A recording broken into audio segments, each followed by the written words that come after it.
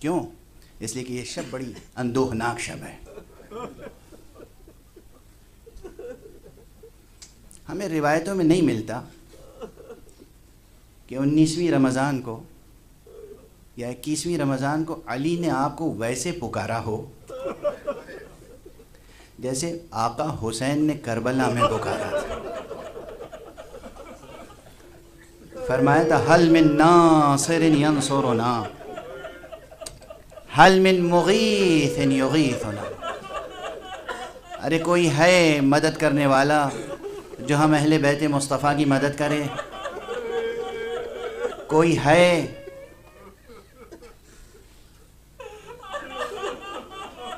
دستگیری کرنے والا جو ہم اہل بیت مصطفیٰ کی دستگیری کرے؟ یہ آواز اب بھی گونج رہی ہے اور یہ قیامت تک آواز گونجتی رہے گی. اور یہ تنہا حسین کی آواز نہیں ہے، ضرور یہ حسین کی آواز تھی، مگر حسین کے ساتھ یہ علی کی آواز بھی ہے، یہ پیغمبر کی آواز بھی ہے. پروردگار آپ کی آنکھوں کو ہمیشہ اشک بار رکھے. آج خانہ زہرا میں دوبارہ فرش عزا بچھا. آج بی بی فاطمہ زہرا کو پرسہ دینا ہے علی کا. آج رسول اللہ کو نفس رسول کا پرسہ دینا ہے. امیر المومنین وصیتیں فرما رہے ہیں. آپ نے اصحاب پیغمبر کے لیے وصیت فرمائی، آپ نے یتیموں کے لیے وصیت فرمائی، آپ نے بیواؤں کے لیے وصیت فرمائی، آپ نے غلاموں اور کنیزوں کے لیے وصیت فرمائی، آپ نے اہل بیت و عطرت مصطفیٰ کے لیے وصیت فرمائی، آپ نے نماز کو قائم رکھنے کے لیے وصیت فرمائی ہے. آخری وقت کی وصیتیں ہیں. اللہ اللہ اوصیکم للصلاۃ. اللہ اللہ بار بار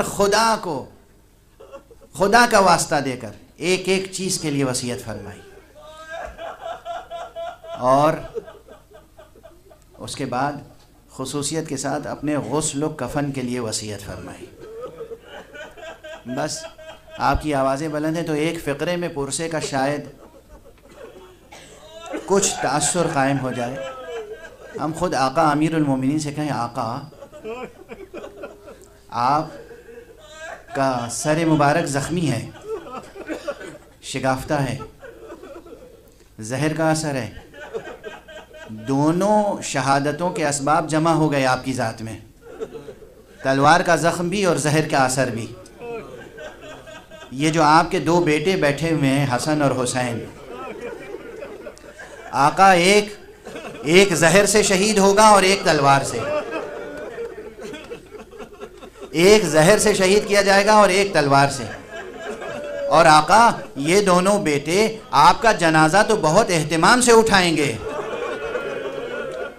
مگر آقا آپ کے دونوں بیٹوں کے جنازے اس اہتمام سے نہیں اٹھ پائیں گے. حسن کا جنازہ اٹھے گا تو اس پر بھی تیر بارانی ہوگی، اور حسین کا جنازہ اٹھانے والا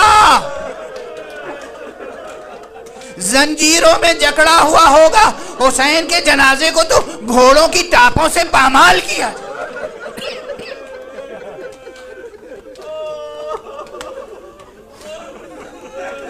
آپ کی آوازیں بلند ہیں، آپ کی آوازیں بلند ہیں. بس اب چند جملے کہہ دوں. احسن اللہ لک العزا یا رسول اللہ فی وصیک علی ابن ابی طالب. اے اللہ کے رسول، اے اللہ کے رسول، ہمارا پرسہ قبول کیجئے. آپ کے جانشین اور آپ کے وصی امیر المومنین کے غم میں ہم پرسہ پیش کر رہے ہیں. احسن اللہ لک العزا یا ابا محمد الحسن. اے آقا، اے امام حسن، ہمارا پرسہ قبول کیجئے، ہمارا سلام قبول کیجئے. احسن اللہ لک العزا یا ابا عبداللہ. اے آقا حسین، ہماری طرف سے پرسہ قبول کیجئے. احسن اللہ لک العزا یا ام المصائب یا زینب بنت علی. بی بی زینب ہماری طرف سے پرسہ قبول کیجئے اپنے بابا کی وفات پر، اپنے بابا کی شہادت پر، اپنے بابا کی رحلت پر. احسن اللہ لک العزاء یا ام کلثوم یا ابنت علی المرتضی. آپ سب کو اللہ کی طرف سے خوب جزائے خیر ملے. آپ نے خوب اللہ کی راہ میں قربانیاں پیش کی. کیسی کیسی قربانیاں. آپ گریہ کر رہے ہیں، وقت تمام ہو چکا، عزاداری کا ماحول ہے.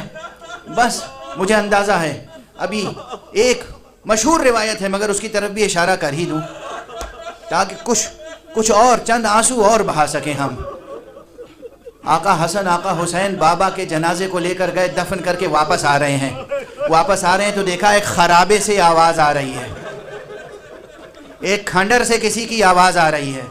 امام حسن رکے، اس میں داخل ہوئے، گئے، دیکھا ایک نابینا انسان، ایک معذور انسان پڑا ہوا کراہ رہا ہے، بیمار انسان. کہا کیا ہو گیا بھائی، تمہیں یہاں کس نے چھوڑا ہے، کوئی تمہارا والی وارث نہیں ہے؟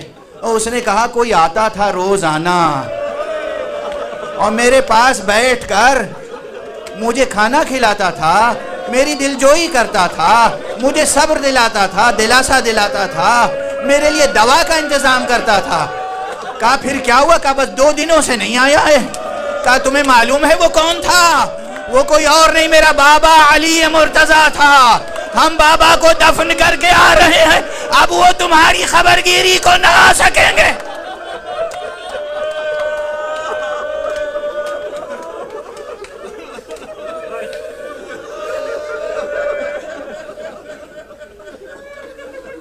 انا للہ و انا الیہ راجعون. رضا بقضائہ و تسلیما لامرہ. پروردگار ہمیں علوم قرآن اور معارف اہل بیت سے آشنا فرما. پروردگار اس ملت کو ملت توحید بنا دے. پروردگار ہمیں ولایت علی ابن ابی طالب پر گامزن رکھ. پروردگار روئے زمین سے ظلم و ستم کا نام و نشان مٹا دے. پروردگار فلسطین میں مسلمانوں کی مدد فرما. پروردگار روئے زمین پر جہاں جہاں ظلم ہو رہا ہے اسے مٹا دے. پروردگار اپنے ولی آخر کو اذن ظہور عطا فرما اور ان کے ہاتھوں سے اپنی رحمت و رافت و عدالت کا پرچم لہرا دے.